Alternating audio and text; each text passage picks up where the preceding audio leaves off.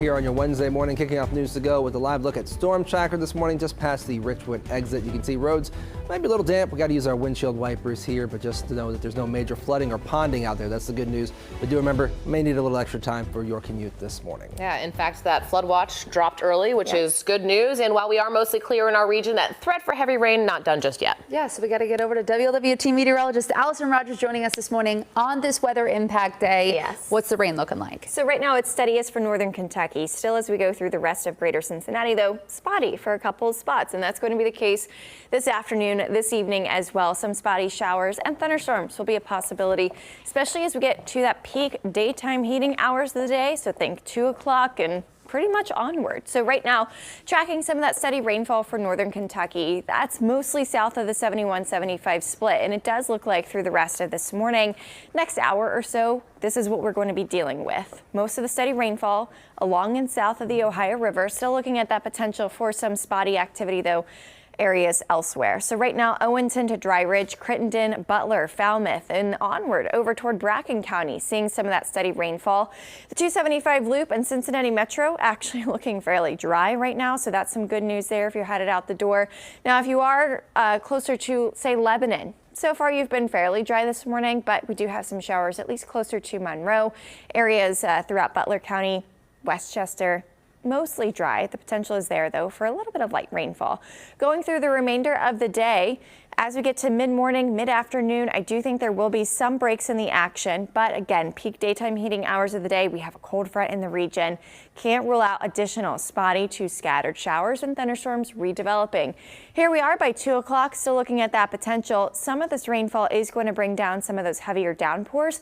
In addition to that, looks like thunder and lightning both are going to be possibilities. Here we are by 4. Still looking at that spotty activity.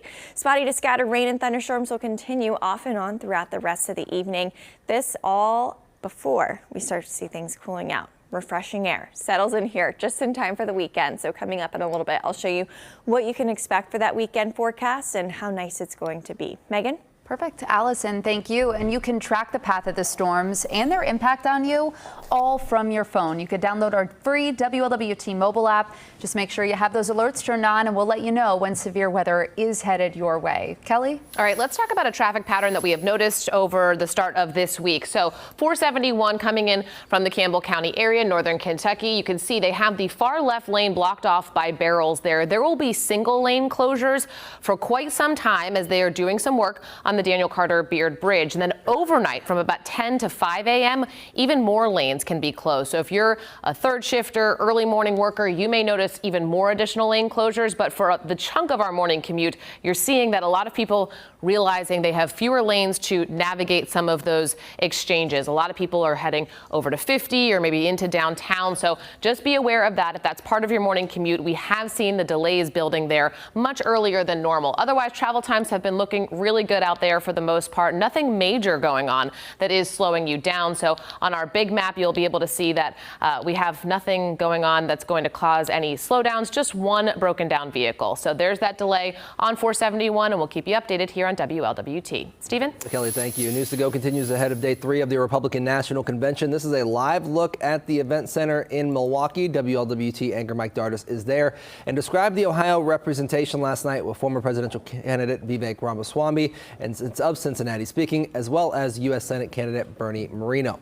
Day 3 is all about J.D. Vance. We saw him getting tuned up for the event, practicing ahead of his scheduled speech tonight after being named the vice presidential candidate during day 1 of the RNC. For many, this will be Vance's chance to make himself more known to Americans across the country who have a short stint in politics before being thrust into the biggest of stages. WLWT News' Giacomo Lucas spoke with political experts and breaks down the Republican strategy with Vance as the choice. Giacomo. Yeah, Stephen, one reason for that pick, Vance is seen as a Trump policy ally, though he is believed to perhaps struggle with moderate voters, especially on foreign policy. He's going to follow Trump very carefully, very closely in a lot of different policy areas. With his nomination, the one area it does open up is foreign policy. I think if Biden and Harris were to double down on support for Ukraine, it would then cause voters to pick a little bit on that. Now, moderate voters may also remember Vance's former opposition to Trump in his early career and his voting record in the Senate, which we have online right now at WLWT.com. Now, with the election just 100 days away, one of the big issues as well is national exposure. That's expected to change during day 3 of the RNC. We're live this morning in Mount Adams. Giacomo Luca, WLWT News 5. Giacomo, thank you. We'll have all of our coverage from the RNC on our website, WLWT.com. You can also scan this QR code on your screen to take you there. Columbus police officers were involved in a deadly shooting just blocks away from the Republican National Convention. Columbus officers were in Milwaukee. They're helping with event security. Well, body camera video released to our sister station shows about a dozen officers approach 2 men fighting right next to them. Police shot and killed 1 man after they say he refused to drop a knife. Police officers say there's nothing to suggest it was related to the convention. The city of Milwaukee will handle that investigation. We are learning new details about the suspect in the attempted assassination of former President Donald Trump. Investigators say they have not found evidence suggesting political or ideological motive.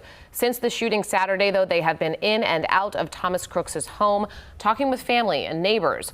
Crooks and a man attending the rally died that day. 2 others are stable this morning. Former President Trump also recovering from his ear injury. 6:50 on your Wednesday. Developing here on WLWT, officers are investigating after a 7-year-old boy was shot and killed in Springfield Township. All of this happening on Arvin Avenue off Meredith Drive.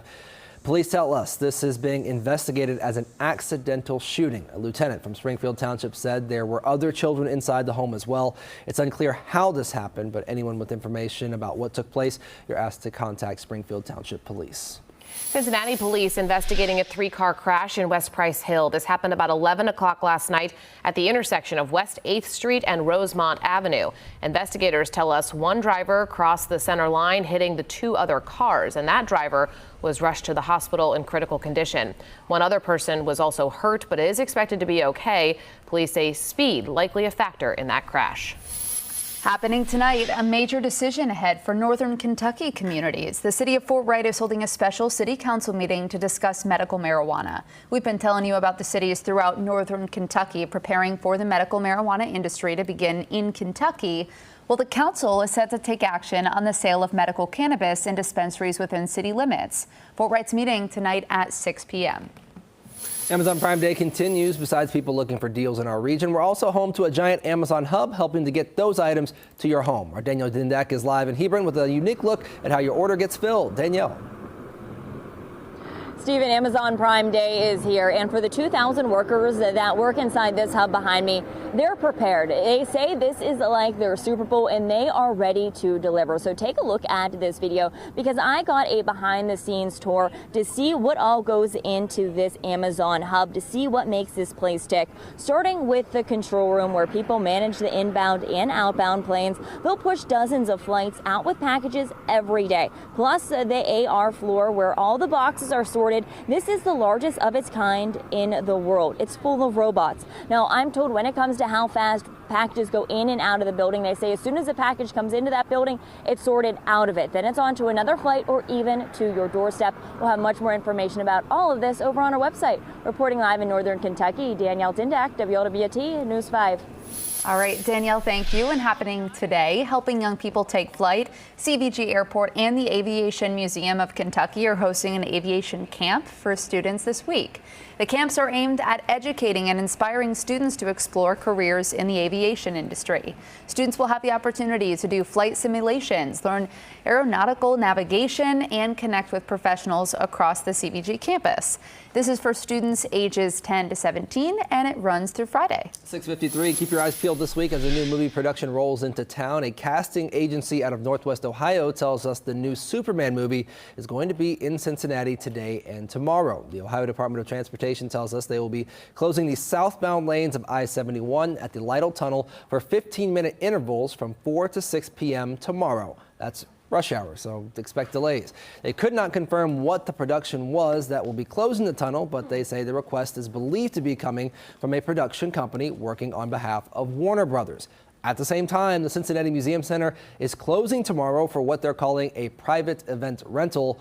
You may remember the original design from Superman's Justice League headquarters was based on Union Terminal, so it's likely this could be connected to that new Superman movie. So exciting. And we will have all of those big stories, plus what you need to know to start your day on our daily podcast, 5 on 5 and 5. You can find it wherever you get your podcast. But now we got to get another check of that traffic, especially as you head out the door with some of that spotty rain, Kelly. Yes, absolutely. I like how Stephen put all the puzzle pieces out there and then was like, go ahead and try to put those together. All right, let's talk about the traffic. So right now, really the only area where we're seeing slowdowns coming in from northern Kentucky in the Campbell County area, 471. So there is construction on the Big Mac Bridge, the Daniel Carter Beard Bridge, which is causing those delays as people are learning to navigate some of the lane closures. Right now, it is one lane only. Overnight, it can be more from about 10 to 5 a.m., 10 p.m. to 5 a.m., but right now it's the far left lane. And this is an area where a lot of people are constantly navigating the different lanes trying to get to where they need to go. So